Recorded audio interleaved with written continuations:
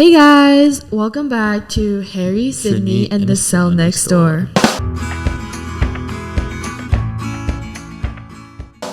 This is episode 2, Wear and Tear, the hidden cost of fast fashion.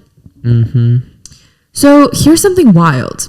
The average piece of clothing is only worn 7 times before we toss it. And yeah, I've been that person. Bought a cute shirt, wore it once, got the pic, and that was it. Hey, at least they worn it 7 times. There was this time I bought this really nice shirt during quarantine. And at the time I was thinking, like, I bet one day I'll go outside in this. It's still hanging in my closet, still waiting. It's just staring at me and judging. So here's the question. When was the last time you really thought about where your clothes came from or where they're going? Like, not just what store, but even before that and after your closet too. So let's rewind a little. Fast fashion. Think Zara, H&M, Shein. Completely changed the game. New drops every week. Prices cheaper than your lunch. And trends that last maybe 2 weeks. And that speed, that comes at a cost. We went from 2 fashion seasons a year to basically once every week. And that's 52 micro seasons, pumping out new stuff constantly. We got used to treating clothes like they're disposable. Wear it once, toss it, no big deal. But here's the thing. Clothes don't just disappear. Most people think the biggest waste problem comes from like plastic bottles or straws. But textiles, they're quietly becoming one of the biggest waste streams in the world. Estimates suggest 0.2 to 0.5 million tons of textile microfibers enters ocean annually. We throw away over 92 million tons of textile waste every single year. Put that into perspective.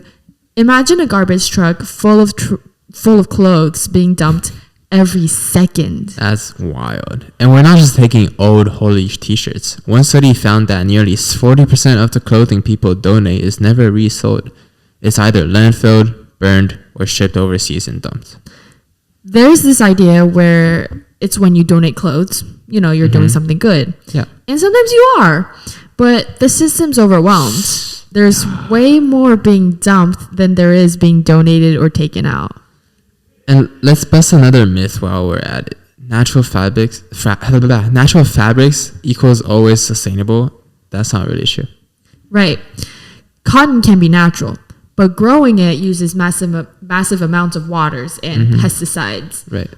And when it's blended with plastic-based fibers, like, polyester or nylon, it basically becomes unrecyclable. Wow. Yeah, that's how we ended up with this weird cycle. We're buying cheap clothes made of like plastic, wearing them a few times, tossing them, and hoping they'll magically vanish. They don't. They end up in landfills. In incinerators, or in places halfway across the world where entire communities are buried in our throwaways. Yeah. And in seas, on average, about 35% of marine microplastic pollution originate from these textiles.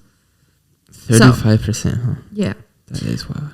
Plastic is everywhere in our clothes, in disguise. Polyester, that's plastic. Nylon, also plastic. Acrylic sweaters, same deal. Mind-blowing, right? We're basically walking around in stretchy water bottles.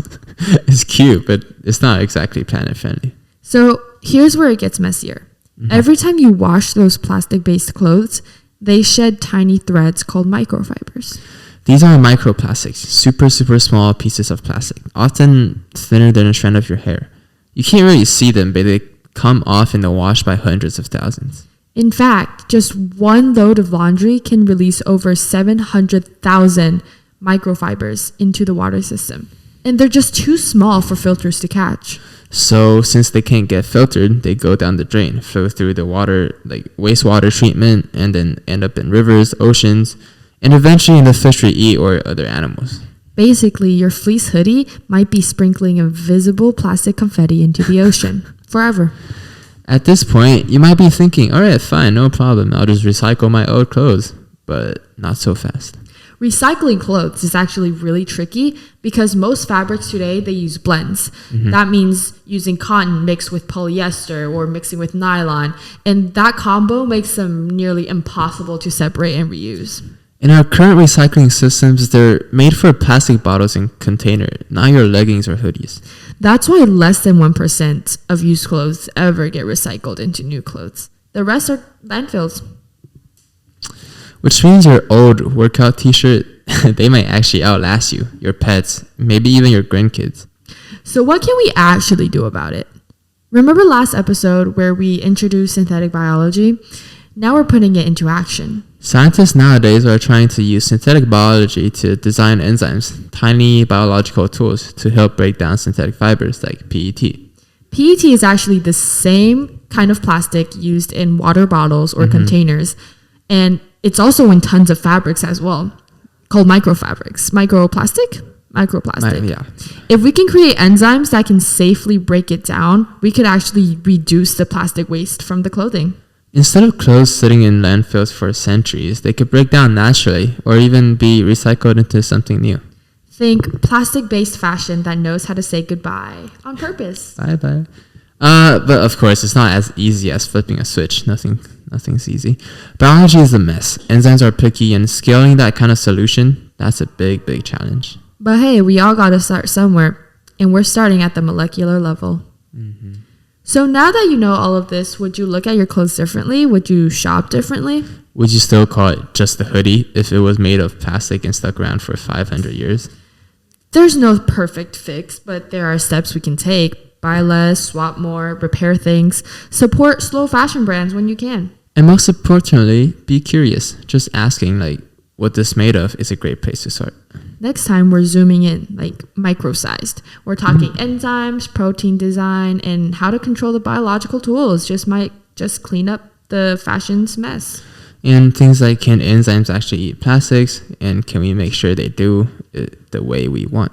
That's next on Harry, Sydney, and the Cell Next Door. Catch you then. All right, that was good.